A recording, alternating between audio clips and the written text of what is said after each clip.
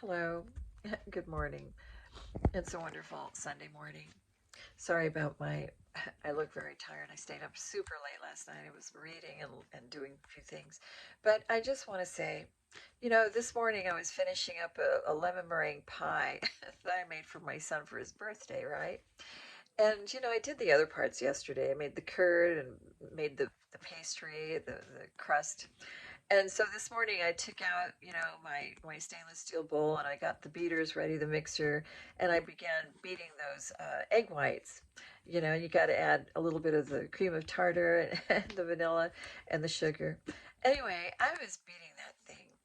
And I tell you, on high speed, I just stood there. And 15 minutes went by. And I thought, my God, how long is this taking? It's taking, and I've made lemon meringue pies many times, but I just don't remember it taking this long to whip up that meringue.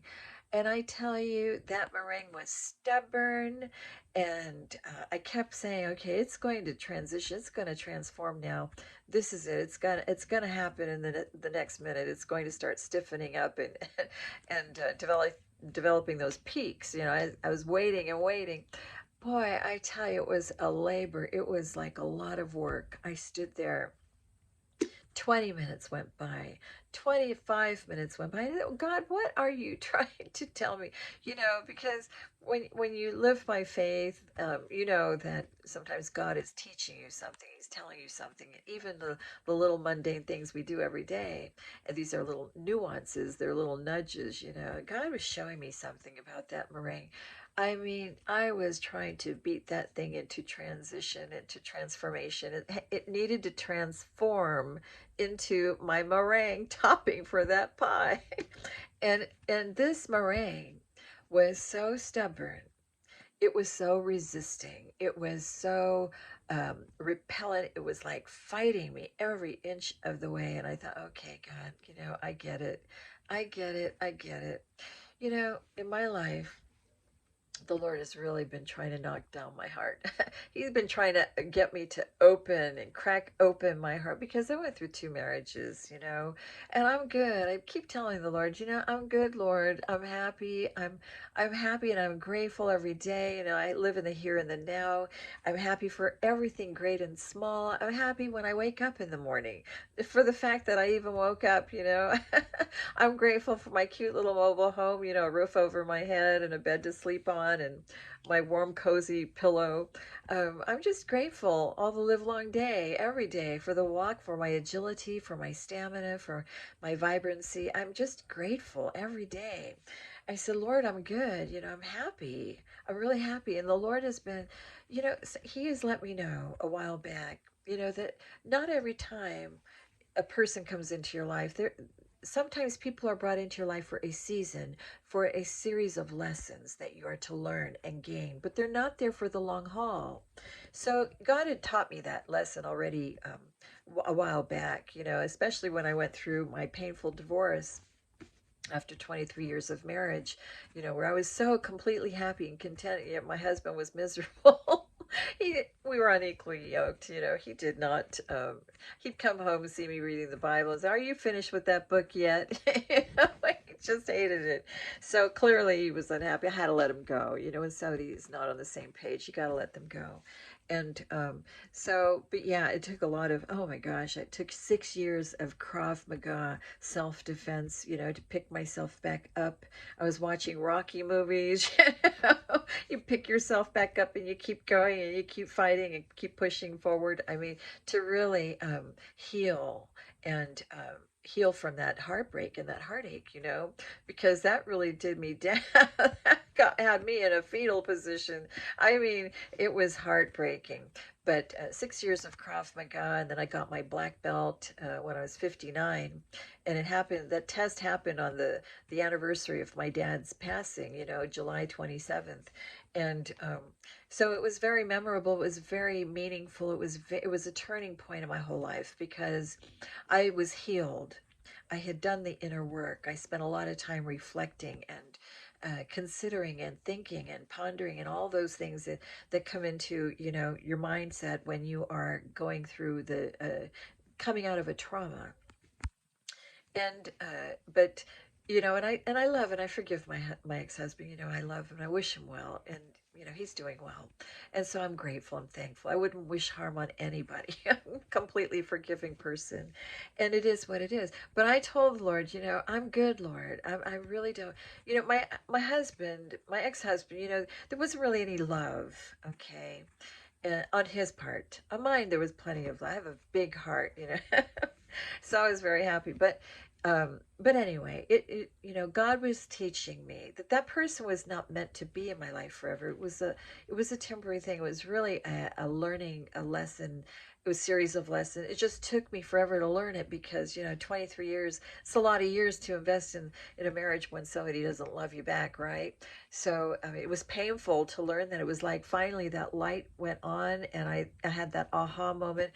Oh, so that's why, it didn't work out. But it took me forever because of this innate stubbornness in me, this unwillingness to see things for what they were, and God was like knocking and pounding and really trying to get me to know this. And so I realize that now I'm more sensitive to the nuances that God brings my way. That was another thing that I learned. I had to pay more attention and really pay more close attention to my intuition because I'm highly intuitive. And I was blocking it. I didn't want to see what I didn't want to see, and I was resisting, and I was stubborn.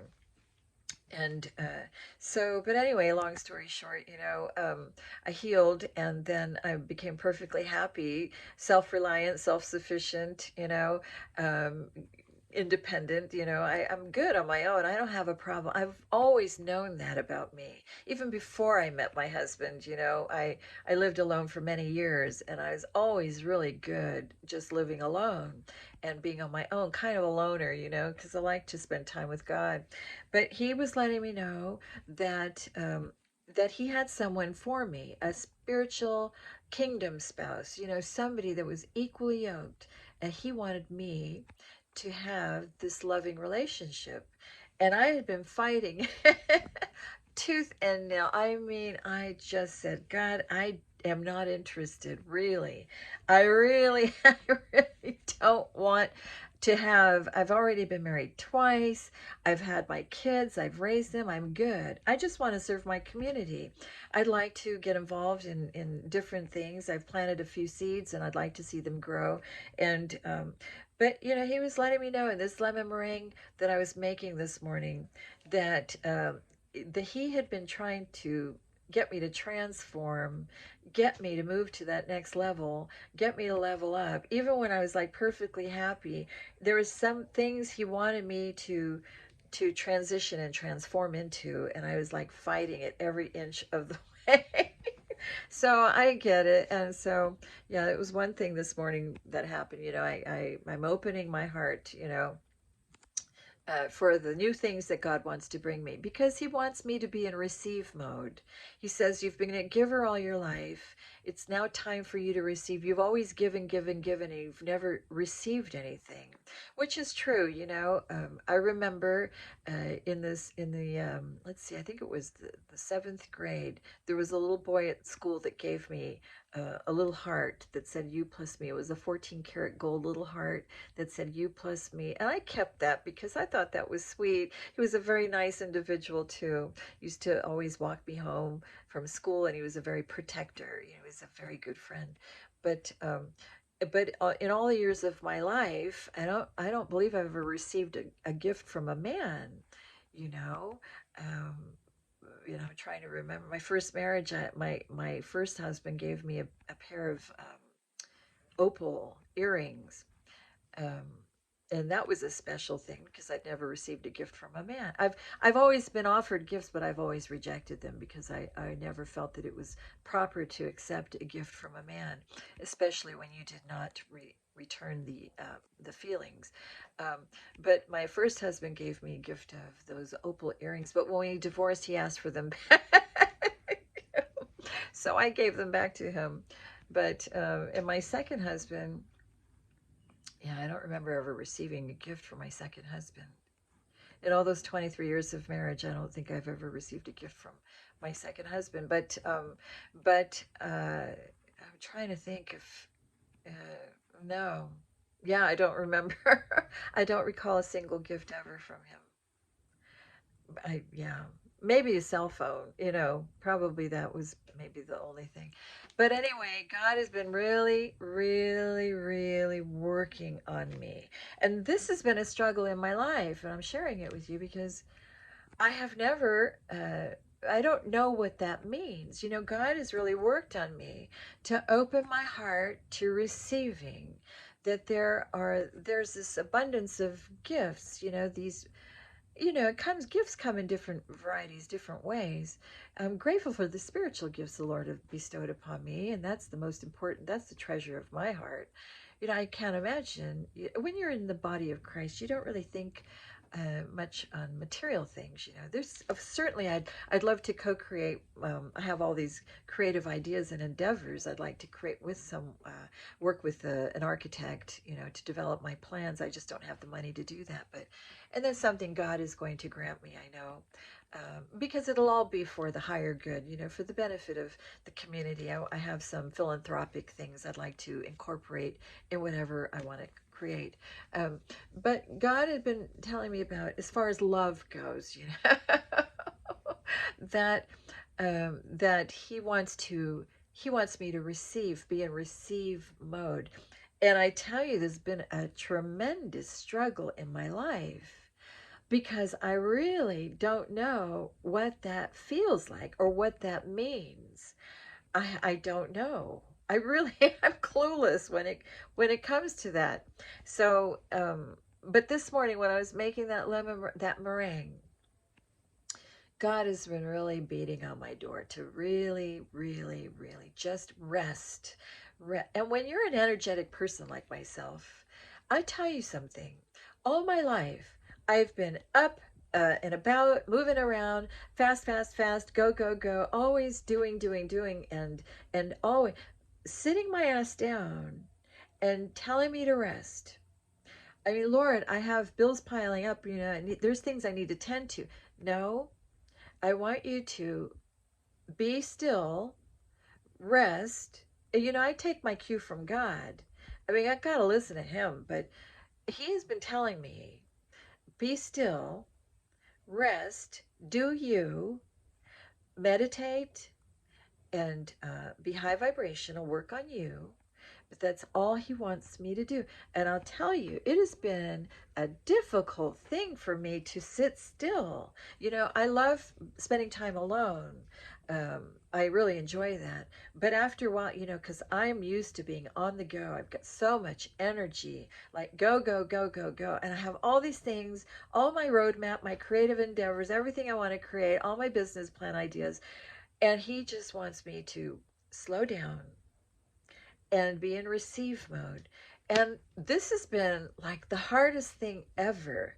God is wanting to give me and to gift me, and I don't know how to. I've never received anything from anyone.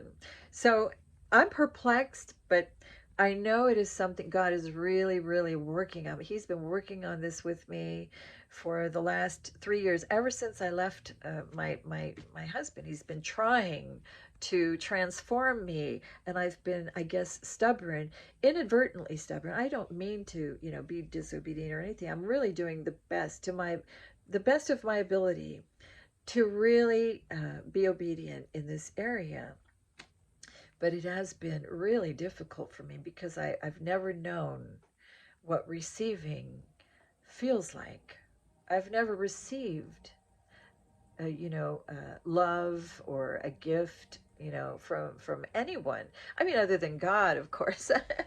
But so I just had to share that story with you. If you're like me, whatever, I mean, the best is yet to come. Apparently, I'm 63, so I've lived my life, and I tell the Lord, I'm good, but He has something for me that He wants to bless me with. And this is just amazing because I guess I'm like maybe blocking. I don't know. It's hard for me to, I don't know what it feels like to be in receive mode. Maybe that's what it is.